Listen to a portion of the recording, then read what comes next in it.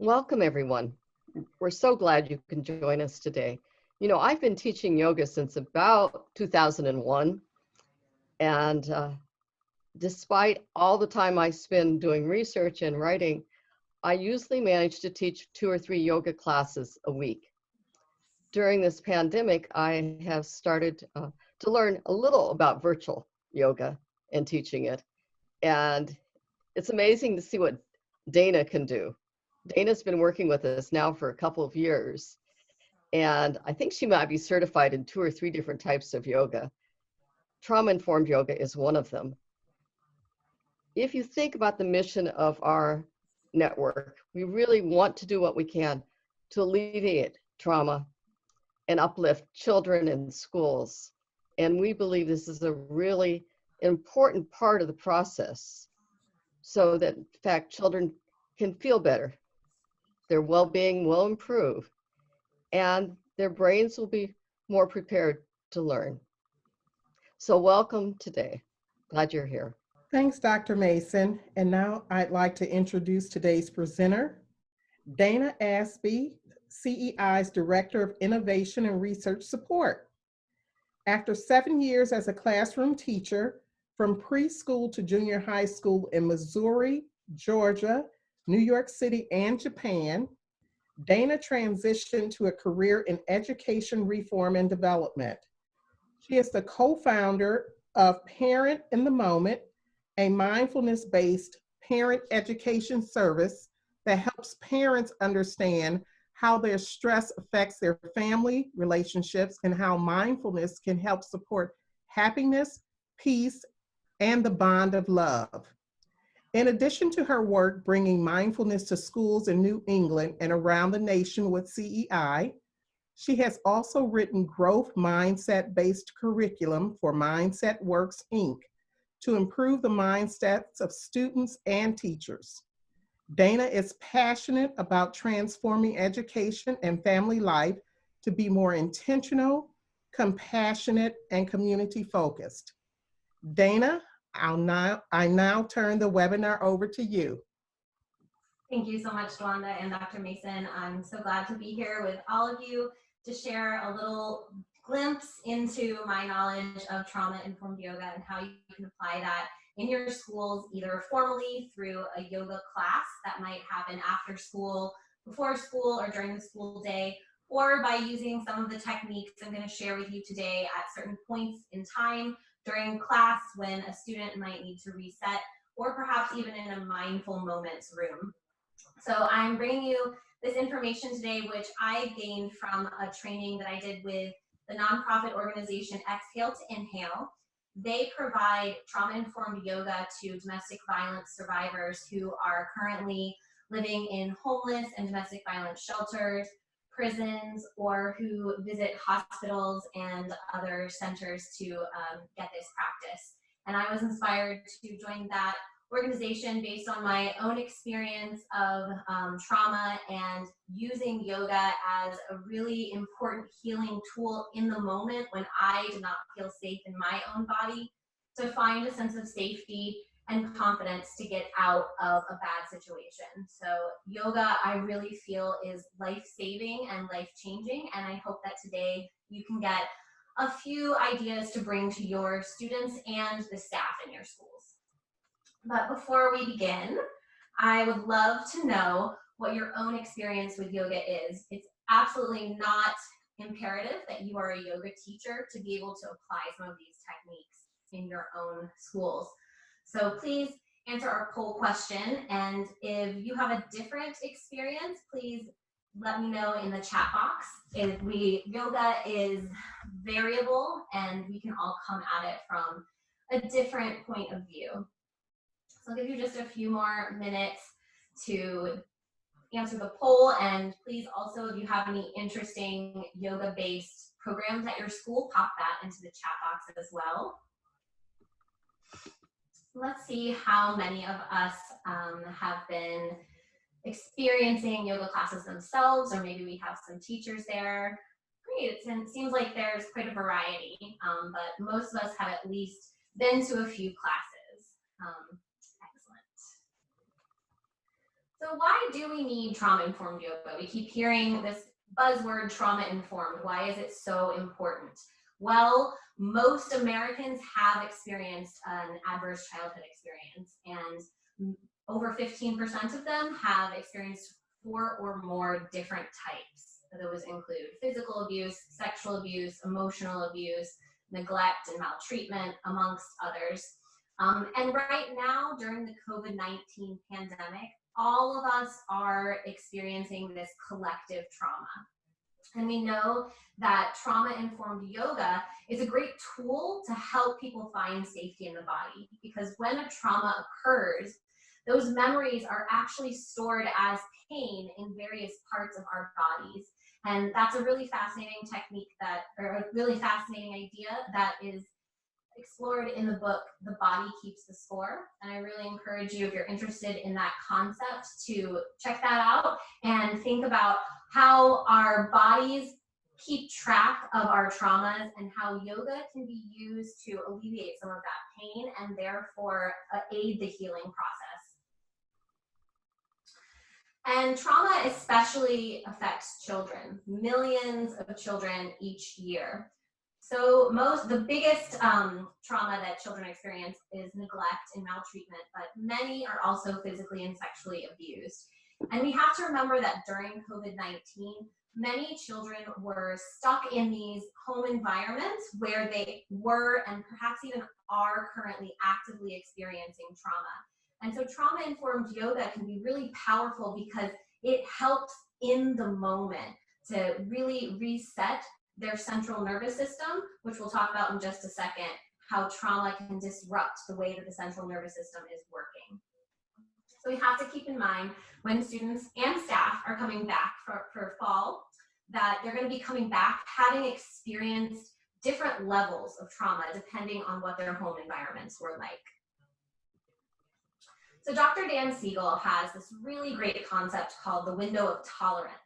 So if you think about your central nervous system and how it regulates your emotions and your actions, there's a window where most people fall, where they can handle a certain level of stress. So those 2 dotted lines would be a quote unquote normal central nervous system of someone who is not experiencing trauma, just going about your daily life, having normal stressors like traffic jams or a fall or a loss of a loved one. But our central nervous system can reset and rebound from those ups and downs of life. However, when a traumatic event happens, it changes the way that our central nervous system responds to stress and trauma. And it can become stuck on, where we are in a state of anxiety and hypervigilance, and we experience a lot of sleeplessness and pain, and that can also lead to emotional reactions like anger and rage. And on the contrast, some people's central nervous systems tend to get stuck on off, which is the more depressive state, experiencing a lot of lethargy, lack of motivation, disconnection from others and even from oneself. It can cause a lot of digestion issues.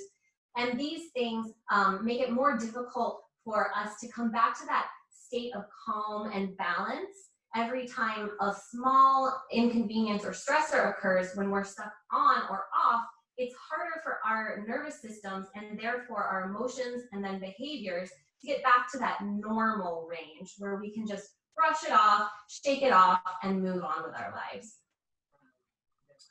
So why does trauma-informed yoga come into play there? Trauma-informed yoga is really a way of doing yoga that helps people reclaim a sense of safety in their body by going through particular poses in a certain way, using certain language from the yoga teacher that creates an environment of safety. It also helps repair that mind-body connection because you start to partner the breath with the body movements, and you also get the students to take a moment to reflect on how their bodies and their emotions are feeling and what effect that has on their minds and thinking. And the last thing that trauma-informed yoga really helps directly repair in a trauma experience is to give that connection with others in the room. with the yoga teacher themselves is going to be an aid in helping the students co-regulate to find a sense of calm, both in their body and in their emotions. So what is the connection between trauma, the central nervous system, and mindfulness? So trauma is when something happens that is too much, too fast, and too soon for the central nervous system to healthily process. And that has an effect on the prefrontal cortex, causing it to be smaller, affecting executive functioning, which includes planning, planning, organizing, making good decisions. It also affects the amygdala, causing it to be overstimulated, which means that it's going to be more sensitive to the fight, flight, or freeze response. So something that is typical might seem frightening to someone who has experienced trauma, and their reaction might be more aggressive than is warranted.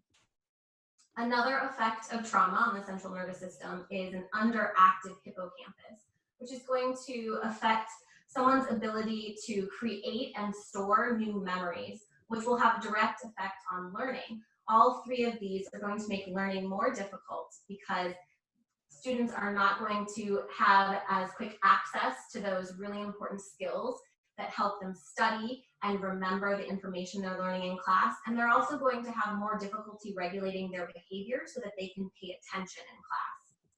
And the last effect of trauma on the central nervous system is a disruption in the vagus nerve, which is this really interesting nerve that goes all the way from the back of the brain through the face and the torso and curls around into the digestion tract as well.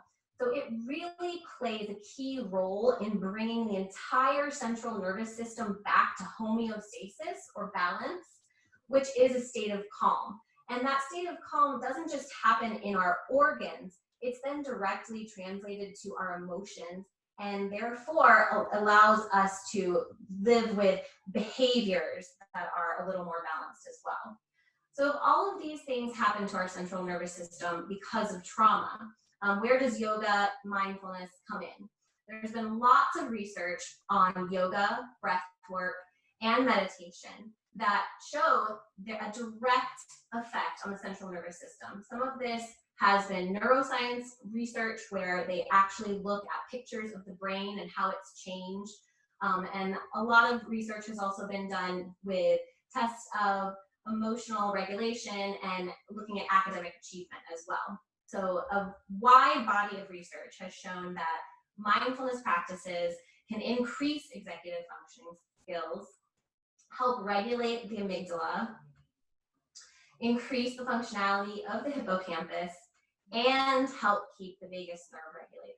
So when all of those things happen, you're creating a better environment for students who have experienced or are experiencing trauma to learn. So this is why we think it's really important to incorporate mindfulness practices, including trauma-informed yoga, into the school day. So Dana, wow, I've got so many questions. So how long have you been practicing yoga now, and how long have you been teaching?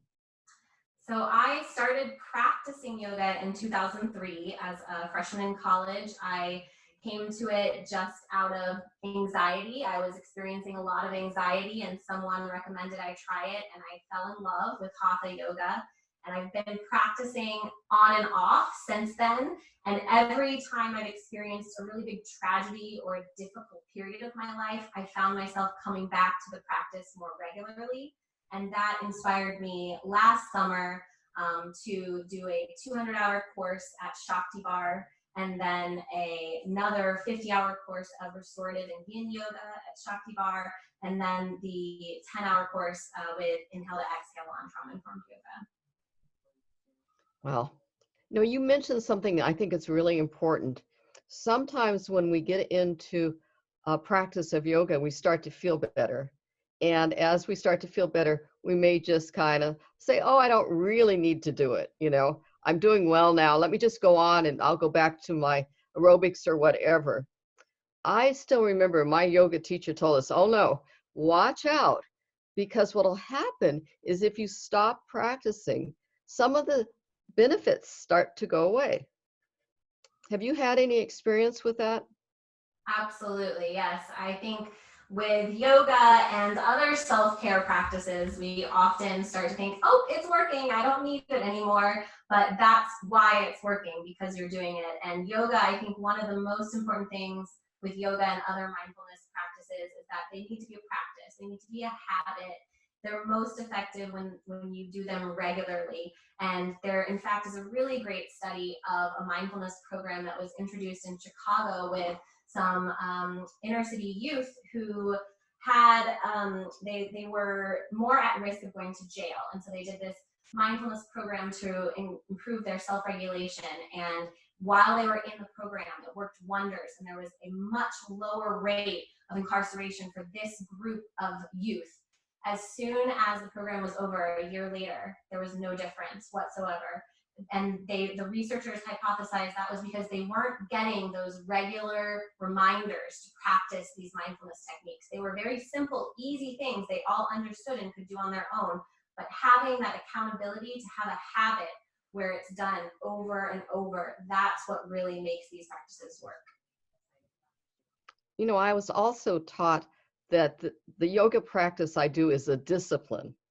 And that word discipline, I think, is there for a reason.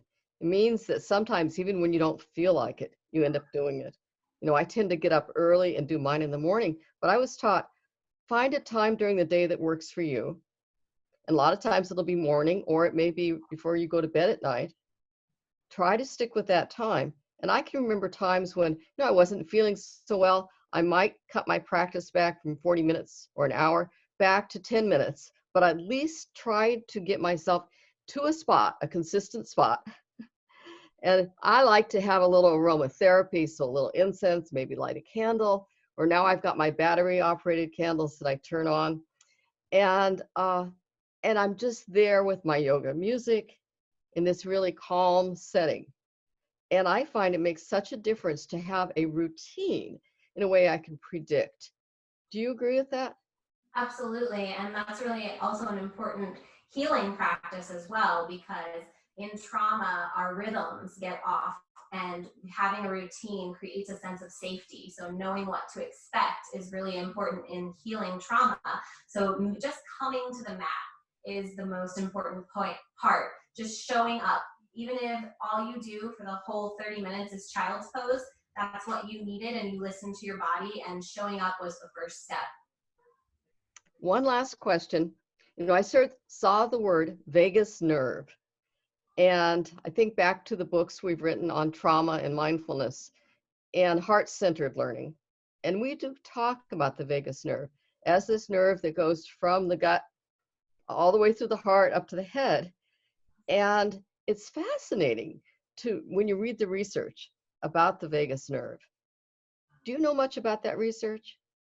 Yeah, I actually came to the vagus nerve research through my yoga training. I had been studying the neuroscience, and I had definitely seen it and written a paragraph here and there, but I didn't listen to anyone speak about it until I was in my yoga training, and I heard one of my teachers talking about how beautiful this nerve was, that it was basically wrapping itself around the core of our body, and its purpose was to protect us.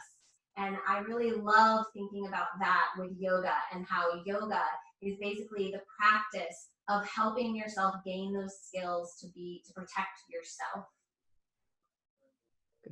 Let's go on. Okay.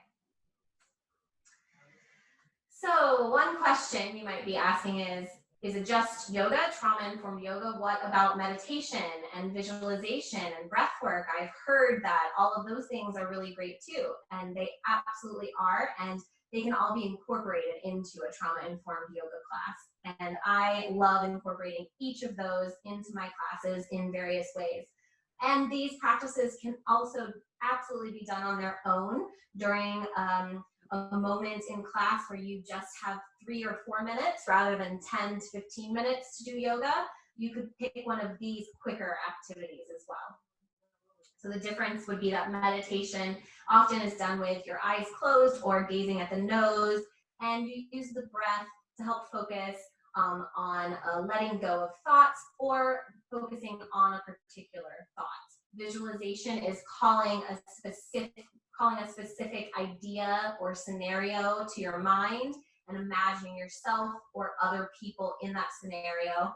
And then breath work is really focusing on the inhale and exhale of the breath and how that feels in the body to come back to the present moment. And there's a wide variety of free activities specifically for students at different grade levels on the internet. We also have lots of articles on the CEI website about this.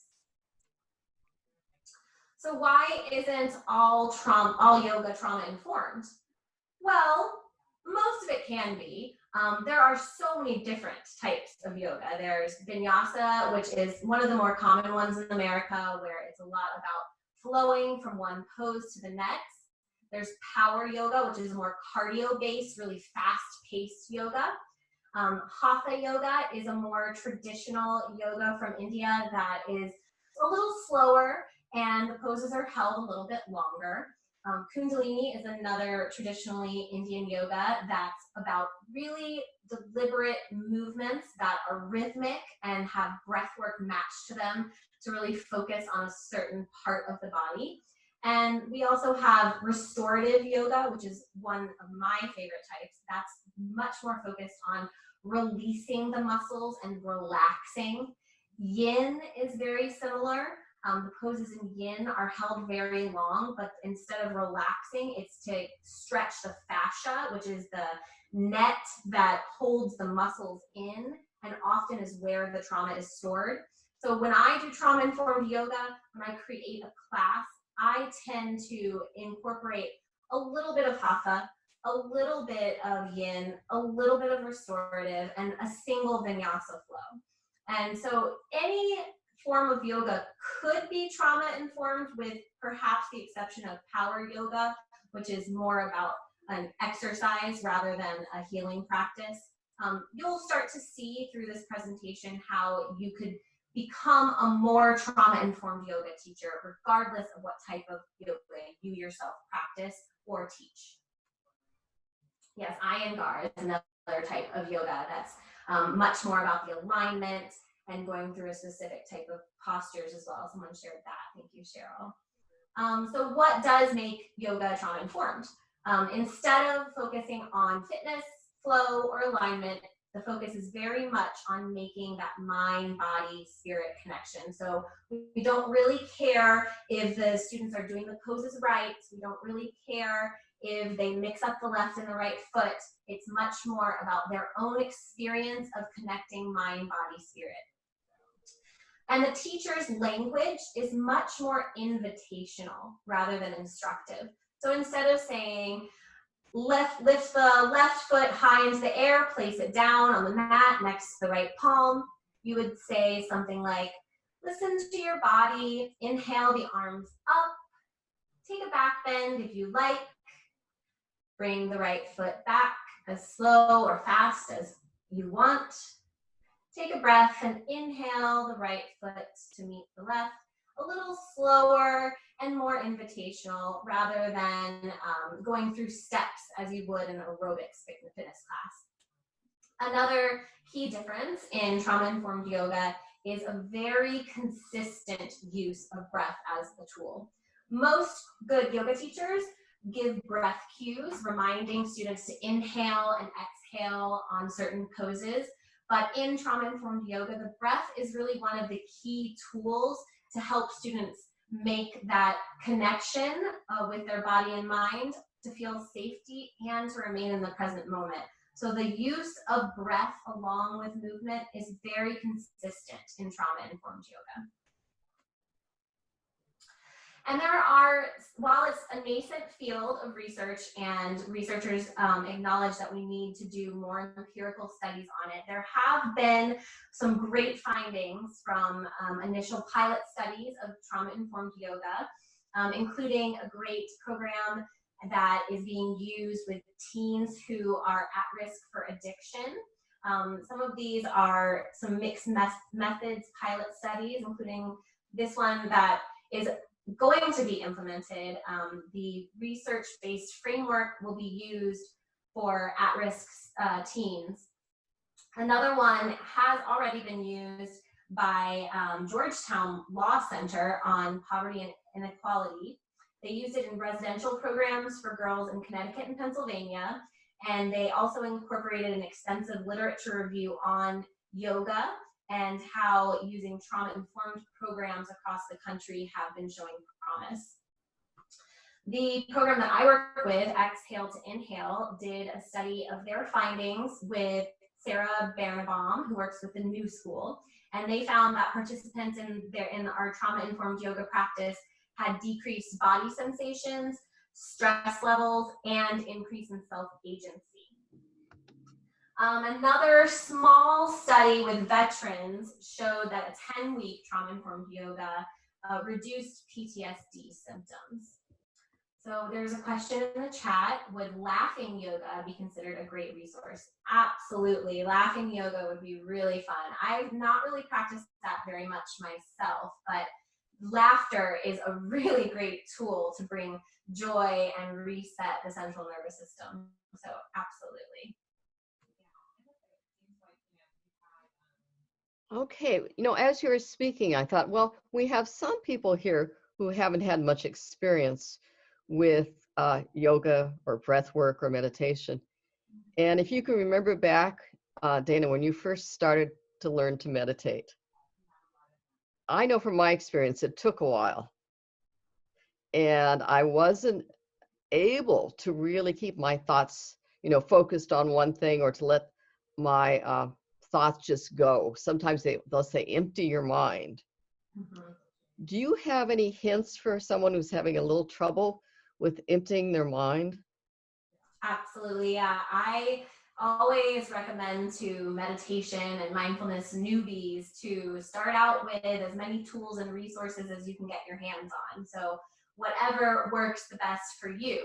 If you find it really beneficial to go to a class in person where someone's guiding you, that can be really a great way to approach meditation. A lot of local communities have meditation classes where they'll teach you the basics. There are so many great tools just on YouTube, or by doing a quick Google search, you can find meditation teachers who have their guided meditations online for free. I think it's a really accessible way to approach meditation. Apps are also really great. The Calm app, Headspace, both of which have free options for educators. I still, to this day, I do about half guided meditation and half silent meditation, depending on what I need. And so I'm a really big fan of making mindfulness accessible and coming at it from whatever, wherever you feel drawn to. I'm thinking as you're speaking that for me, sometimes progressive relaxation works where you do a body scan. Yes. And you can start, usually, for me, I start at my feet. And so you tense up, and then you exhale, relax, and let go, and you just work up the body. And I still will teach that periodically to students. And it seems like even if you can't focus to relax with a meditation, that by focusing on the various body parts, that's one strategy that seems to help. Yep, absolutely. I love body scans. Okay. Let me just mention two others. I'm thinking about music. So sometimes, instead of just having everything quiet and just trying to reduce any of the sounds, well, first they'll say, instead of just saying, my mind is empty, if you hear something, sometimes it's nice just to acknowledge it, right?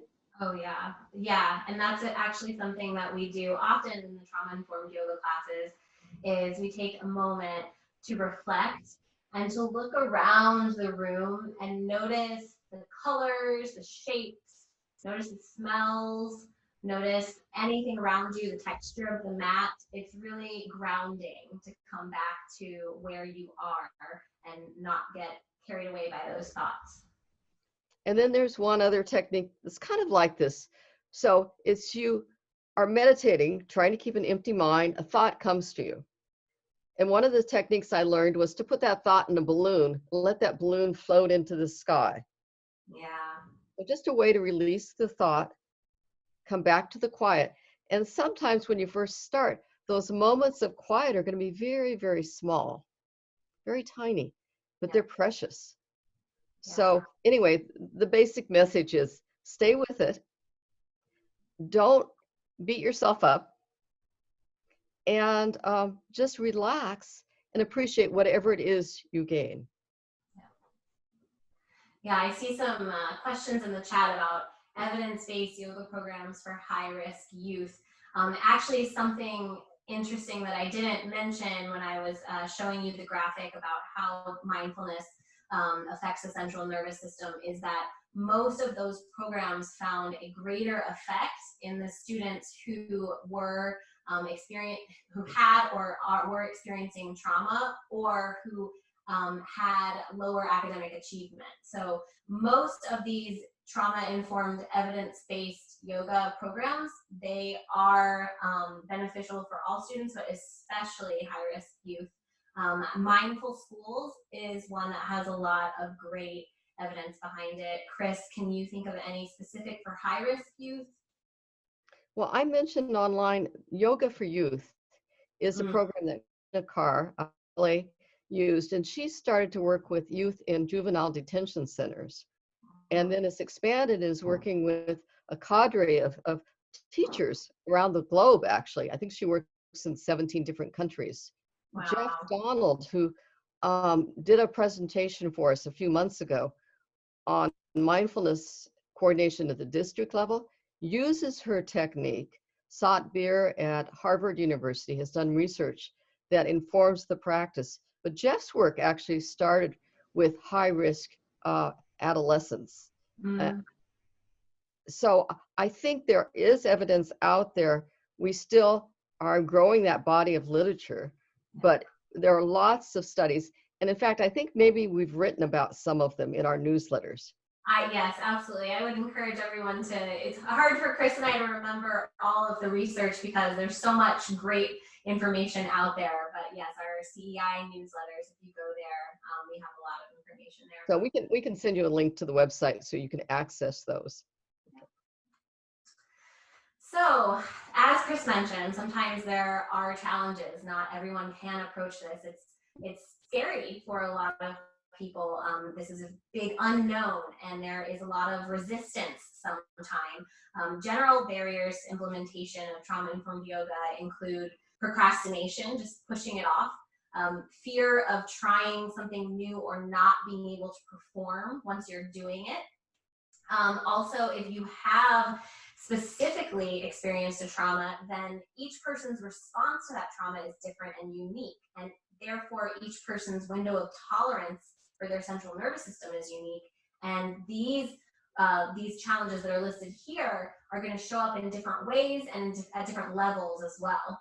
But these are the most common challenges that we see for people who have experienced trauma. And these show up not just on the mat, not just in the yoga class, but in the regular classroom as well. We see this as a trauma reaction rather than a response that comes when you have a regulated vagus nerve. So sometimes students might express anger and frustration. Other times trauma might result in a hypoarousal that looks like depression and fatigue.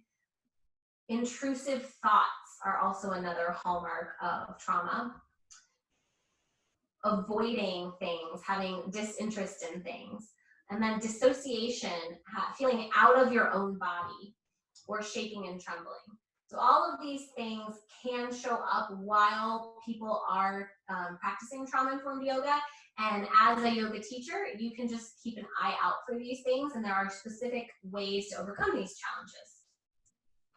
And so I want to know what you're seeing in your students, not necessarily in yoga, but in the regular classroom. Which of these trauma responses is most common for you? There'll be a poll that will pop up, and you can click more than one.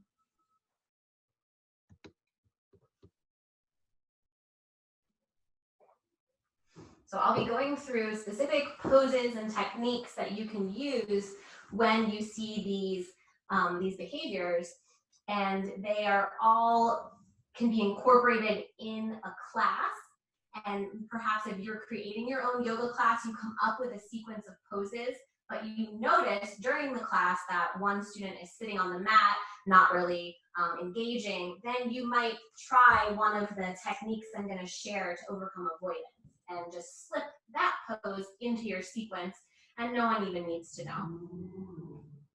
Let's see what trauma responses we're seeing in our students. If we can share the poll results.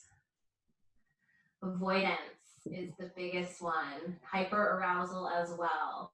Okay, yes, as a former classroom teacher, I can relate to that. But it looks like we're seeing a little bit of everything. So I hope that some of these techniques can be helpful to you all. So the first one, hyper-arousal. So this is when the central nervous system is stuck on. And to help with this, it's really great to engage the big muscles. Now I'll do a demonstration in just a little bit that incorporates a lot of these poses, so don't worry right now if you don't know what it looks like. But warrior poses, warrior 1, which the woman on the screen is demonstrating, and warrior 2, which is the same leg pose but with the arms stretched out to a T, are really great for helping bring kids back to a state of calm, because all that energy is going into their legs to ground them into the ground. Chair pose, which is where you put your arms right above your head and squat down like you're sitting in an invisible chair, is another great one for this. And then doing a sun salutation, which is a series of poses that I'll show you later, is really great to help them get out a little bit of that energy and get the energy flowing along with the breath. The next challenge, feeling hypo-arousal, a little sluggish, you could re-engage them in the class by first coming down to their level, providing some slow, gentle, grounding poses that make them feel safe before re-engaging them in some vigorous activity. Maybe come back to the ground and do some sun breaths, which I'll demonstrate later, but they are sitting in a cross-legged pose and lifting your arms up with the breath and bringing the arms down with the breath, and just following the movement of the arms with the breath. And after getting a little grounding and noticing the students a little more awake, then you can slowly build some more movement using the breath. So as you can see in the second picture, she's starting to do some forward folds, push off against her legs, just keeping it slow and gentle, and always coming back to the breath. Inhale up, exhale down. And not worrying about if the teacher sounds repetitive. That can actually be comforting to repeat the same phrases over and over. The next challenge is those intrusive thoughts. And no matter how hard you try, you just can't get those thoughts out of your head. So one way to really battle those is to come back to the present moment. Using the 5 senses, like I alluded to earlier, is really, really effective. We often just tell the students to touch the mat. Just notice, does it feel rough? Does it feel smooth?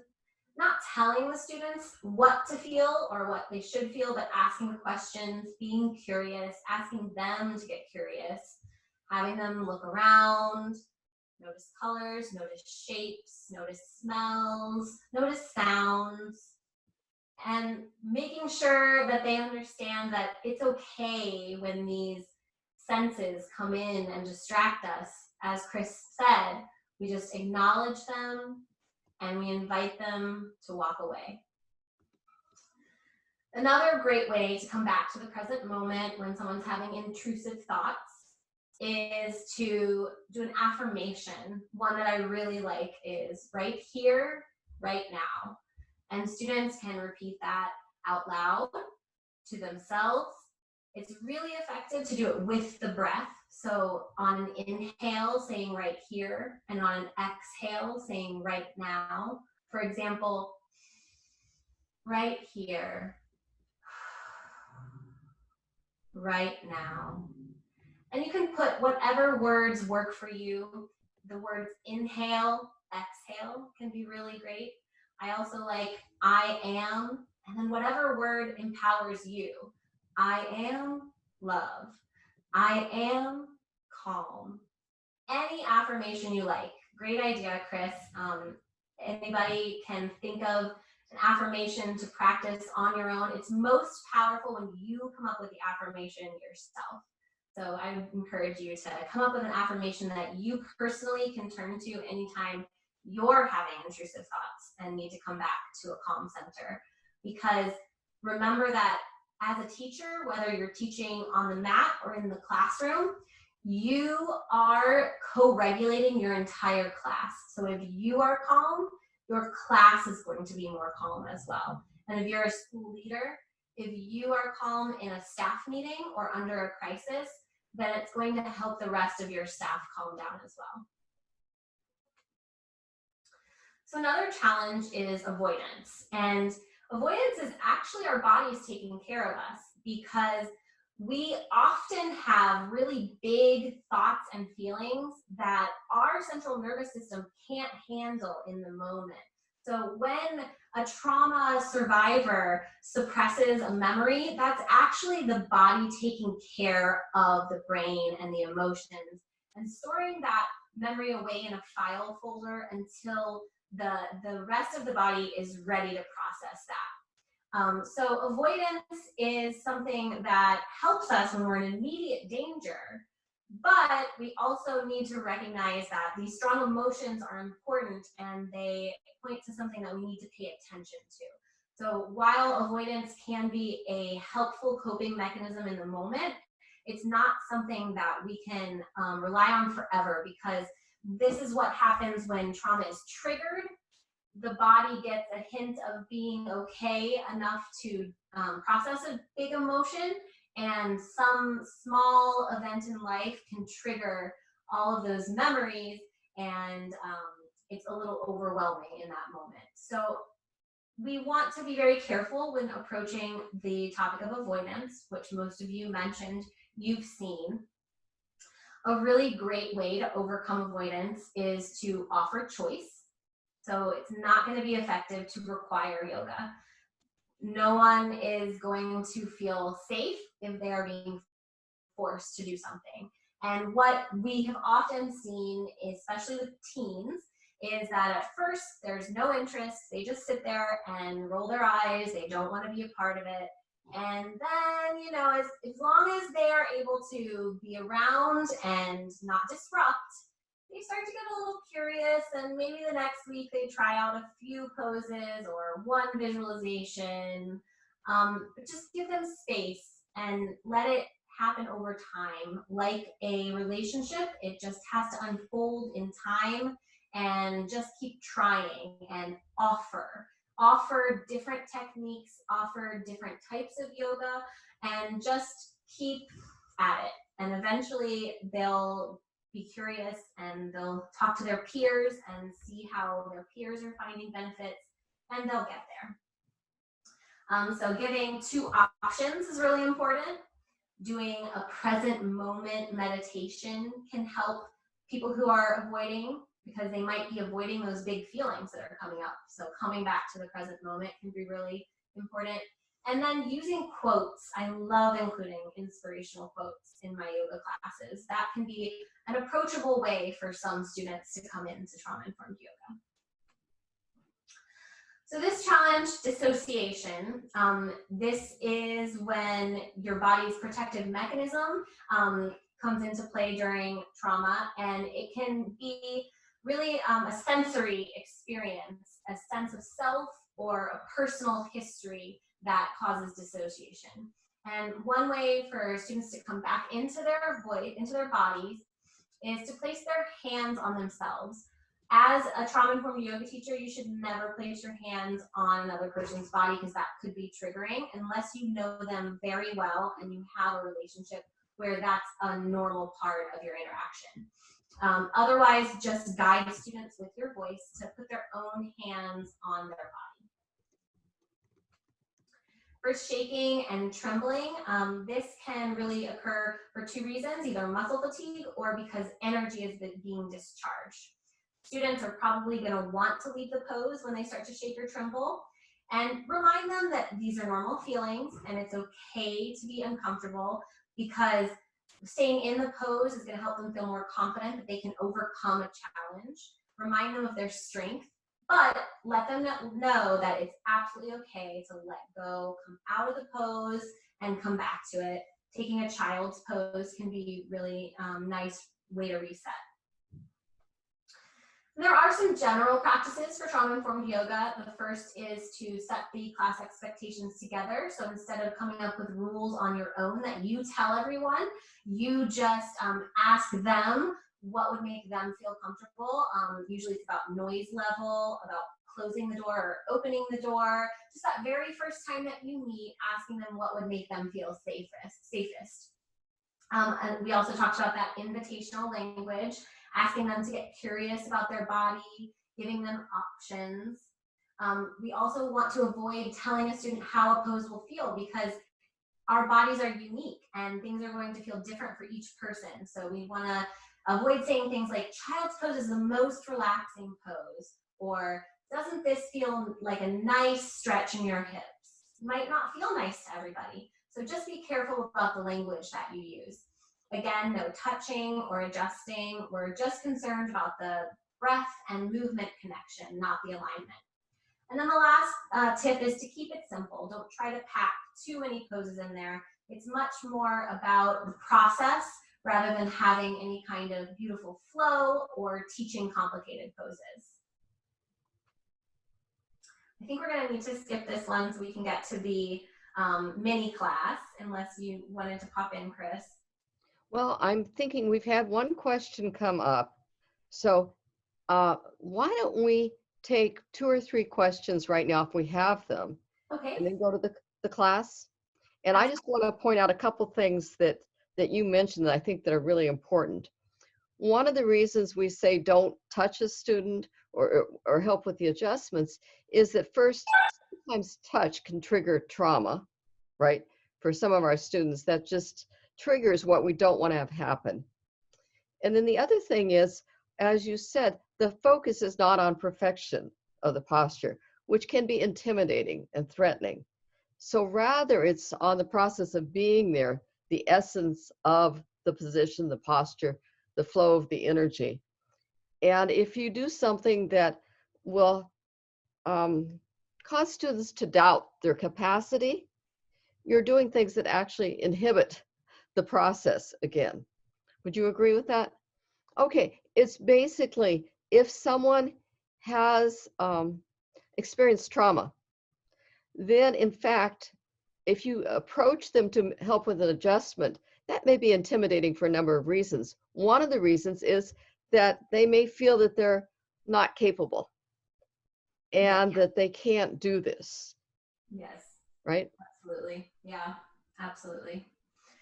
And that could be a trigger. Putting your hands on someone could remind them of a past trauma too. And so it's important to be able to recognize a triggered student, because the internal response that they are feeling from remembering a trauma that happened to them might not show externally. And each of these internal responses is a unique external response for each individual as well. So it might be the fight, the flight, or the freeze response. And it's impossible for you to guess what's happening inside of them. But that's why you can try a variety of these techniques. And the more you get to know your students, the more you'll be able to identify what particular challenge is occurring for them right now. Dana, we did have one question. Maybe we could take it right now. Sure.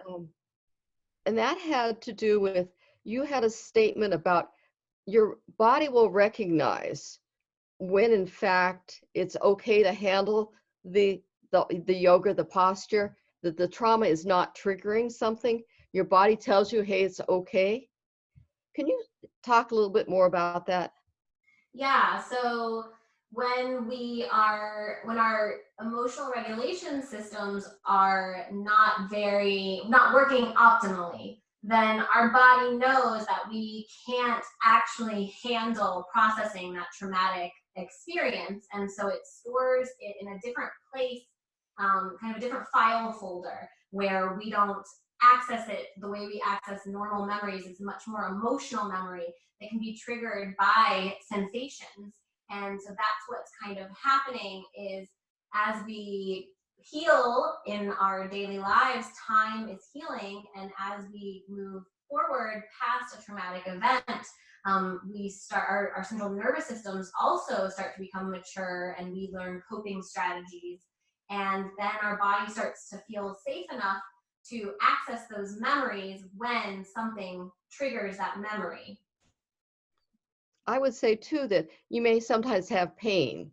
Yes. And pain sometimes is that tension that happens from contraction. And if you're in a position of fear, for example, or hyper alertness, you may have more contraction. So that if you have the aha, the pain is starting to go away. That's one sign. The other is just the emotions, right? Yeah. You may tear up, or you may find yourself getting angry or anxious. And if those feelings start to dissipate some, your body may be telling you you're ready for more experiences to go a little more deeply with the yoga and the breath work. Yep, that's true. And yin yoga with that, getting into the fascia, can be really powerful for that, especially.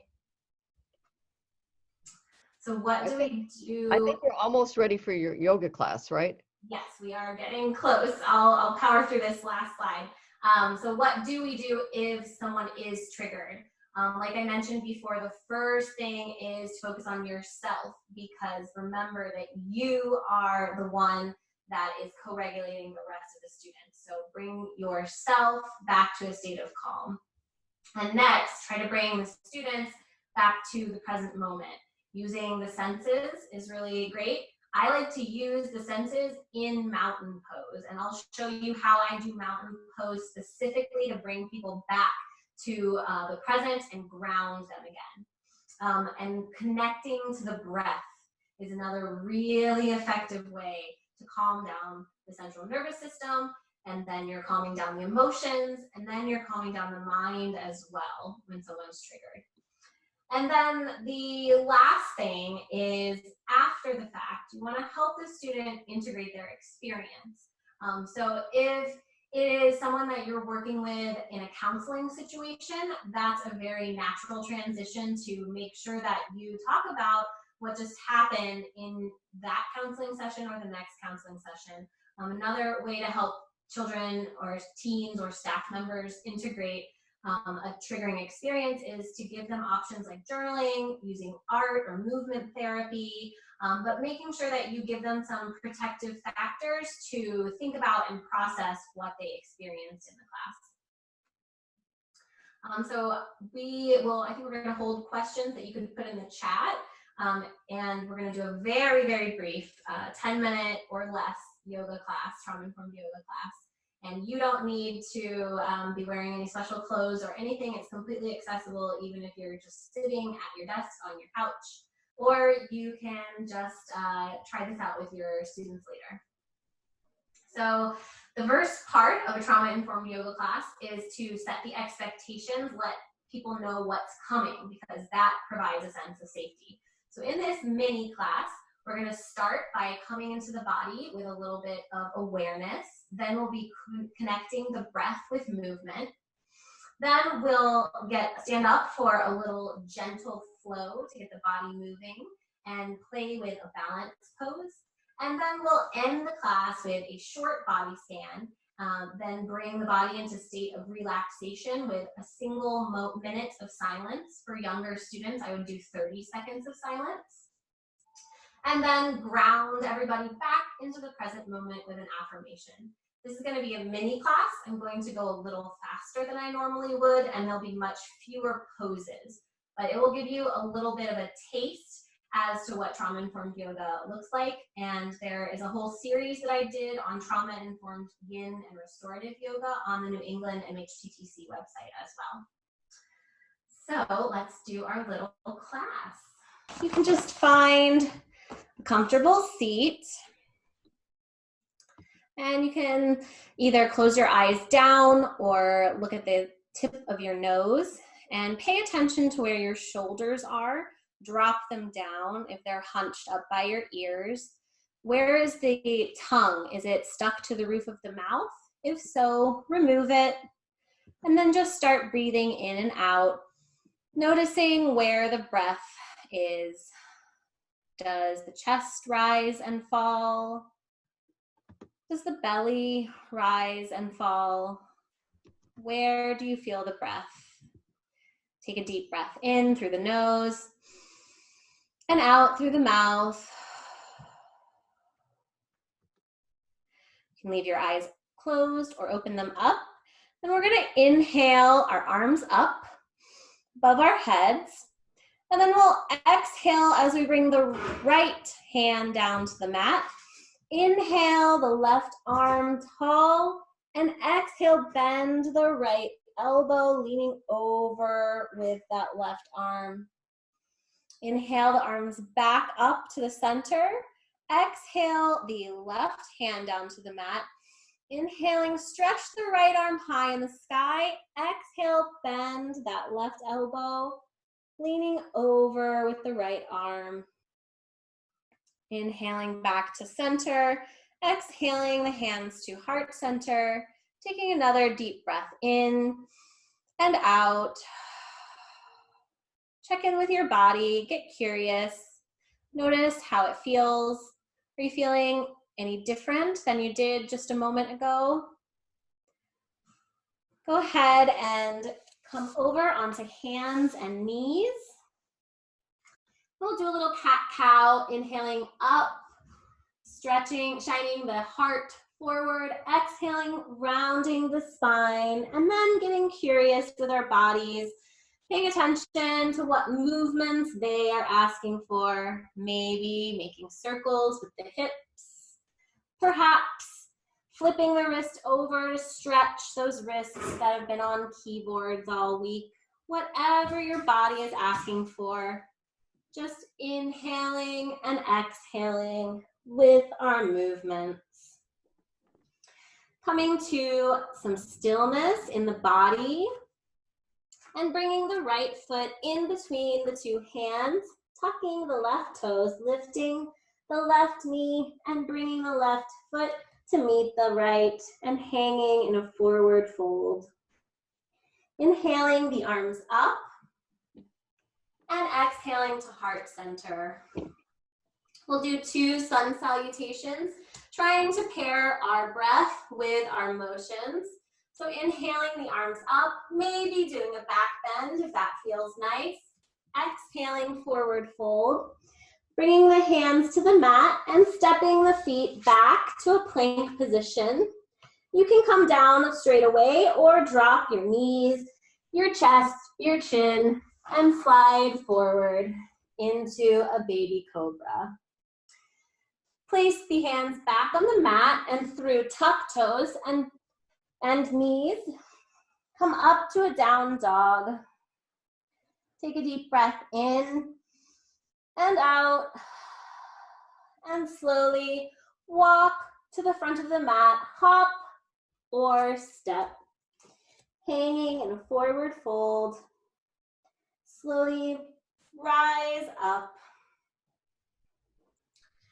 Dropping the hands to either side. We'll do a tree pose with a few options. You can bend the toes, placing the heel at the ankle. You can also bring the foot up just under the knee, or bringing the foot up over the knee, finding a place to focus. Stretching the arms out like tree branches, bringing them into heart center. Whatever feels nice and helps you balance. If you fall out of the pose, it's perfectly fine to come back in. Go ahead and bring that foot back down to the mat. You can shake out your legs if that feels nice. And then we'll go over on the other side with those same 3 choices. Option A, you can place your heel at the ankle. Option B, bring it up just under the knee. Or option C, bring it up above the knee.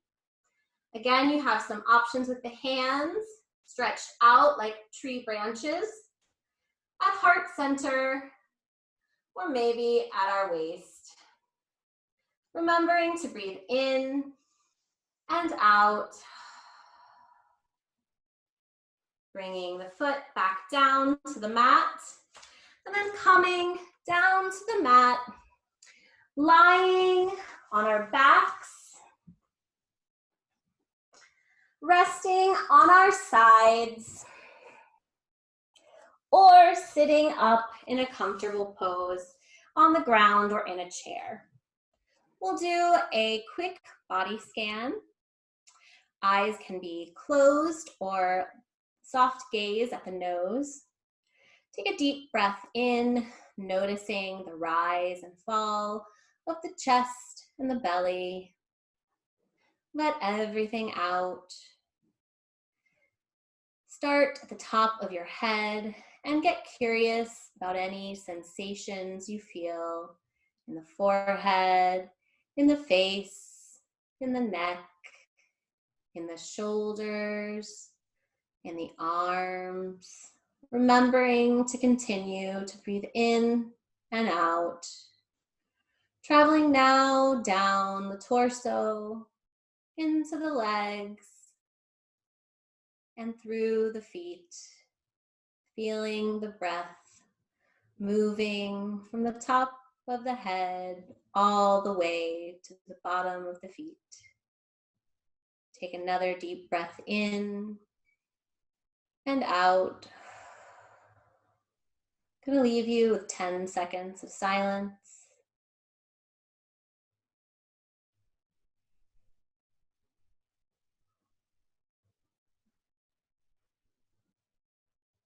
Start to wiggle the fingers and the toes. If you're lying down, slowly, slowly in time, come up to a comfortable seat. Take a deep inhale through the nose and an exhale through the mouth.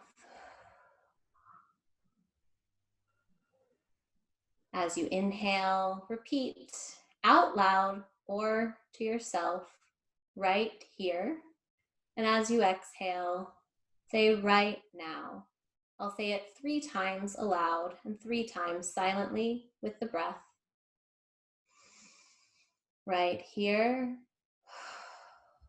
right now. Right here, right now. Right here, right now.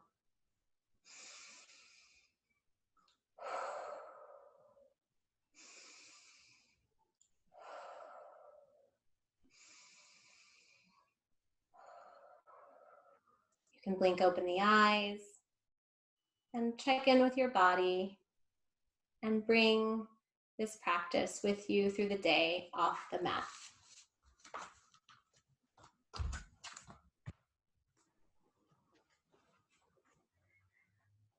So thank you for coming into that yoga class. I'd love to hear any feedback, any questions. So I'm not seeing any additional questions. However, lots of appreciation, Dana. Yes. So we want to thank you all for joining us today.